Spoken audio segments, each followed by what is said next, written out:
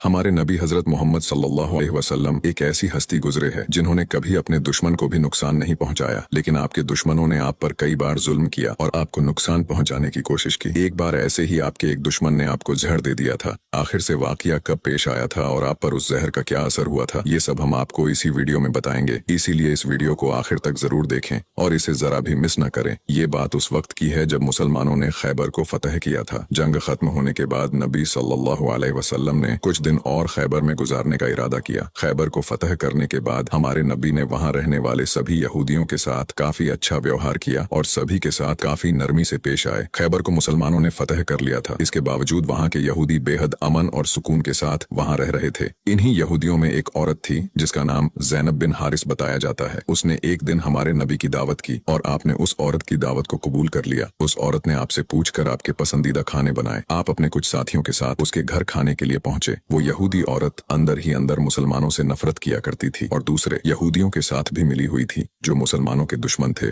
उस औरत ने खाने में पेश होने वाले बकरी के गोश्त में जहर मिला दिया था। जब जहर से भरे उस गोश्त को आपके सामने पेश किया गया और आपने खाने के लिए एक निवाला उठाया और अपने मुंह में रखा तो आप समझ गए कि इसमें जहर मिला हुआ है। आपने तुरंत अपने साथियों को खाना खाने से रोक दिया और कहा कि इसमें जहर मिला हुआ है, लेकिन अफसोस के आपके कुछ साथी उस वक्त तक कुछ गोश्त खा चुके थे जिसकी वजह से उनकी शहादत हो गई। कहा जाता है कि जहर के बारे में हमारे नबी को उस जहर की बोटी ने ही खबरदार किया था। इस वाक़े के बाद उस औरत के साथ साथ उसके सभी साथियों से पूछताछ की गई तो उन्होंने न सिर्फ अपना गुनाह कबूल किया बल्कि ये भी कहा कि हमने आपके साथ ये इसलिए किया क्योंकि हम ये देखना चाहते थे कि आप अल्लाह के सच्चे नबी हैं या नहीं। अगर आप अल्लाह के सच्चे नबी हैं तो इस जहर का आप पर असर नहीं होगा और अगर आप अल्लाह के नबी नहीं हैं तो हमें आपसे छुटकारा मिलेगा। ये बात तो सब जानते हैं कि हमारे नबी ने कभी किसी से बदला नहीं लिया, जबकि आप पर कई बार बहुत जुल्म किया गया जिसके बारे में कोई सोच भी नहीं सकता। लेकिन जब उस जहर की वजह से आपके सहाबा की शहादत हुई थी तो कानून के मुताबिक उस औरत को भी कत्ल कर दिया गया। लेकिन कुछ रिवायतों में आता है कि उस औरत ने खुदकुशी कर ली थी। वही कुछ रिवायतों में कहा जाता है कि उस औरत को माफ कर दिया गया था। इस बारे में कई मुफस्सरीन अपनी अलग अलग राय रखते हैं। एक हदीस में हजरत आयशा फरमाती है कि जब नबी सल्लल्लाहु अलैहि वसल्लम की जिंदगी के आखिरी दिन चल रहे थे और आप बीमार रहा करते थे, उस समय आप कहा करते थे कि खैबर में जो मैंने जहर से मिले हुए गोश्त का टुकड़ा खाया था उसका दर्द मैं आज भी महसूस कर सकता हूँ। ये बात कई किताबों से साबित है कि उस जहर का असर हमारे नबी के आखिरी दिनों में देखा गया था और इसी जहर के असर ने आपकी वफात में एक अहम किरदार अदा दिया था।